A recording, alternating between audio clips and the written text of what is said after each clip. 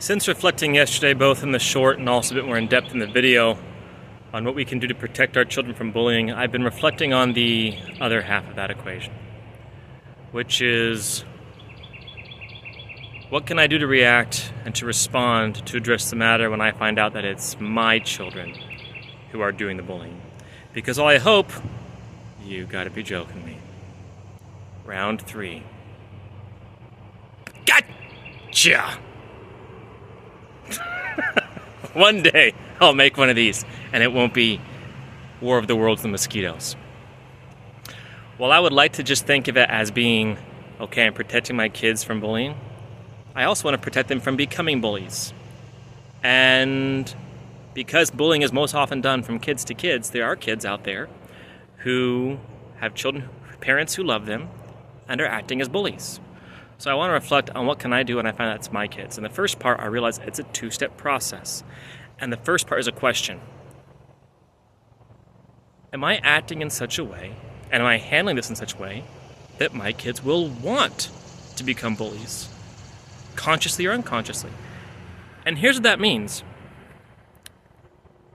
It's going to take time, whether I choose the heavy-handed approach or the, okay, I'm going to talk to you about this approach, whatever approach I take to correct them, it's going to take some time to give that correction. Maybe it'll take 5 minutes. Maybe it'll take a 10-minute conversation. Maybe it'll take 3 days of 10-minute check-ins. Now here's the deal. How much time am I spending with them on a regular basis? Because if I'm spending more time to correct them, then at least on a subconscious level, they're going to connect the dots that when I do this, I get more attention from Dad. Therefore, consciously or unconsciously, they're going to be drawn to behave in that way to get more attention.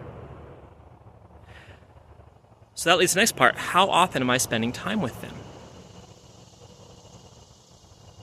You know, we'll give an analogy here. Working out, ideally I'm doing it for the positive. I want to be healthy and fit when I get older.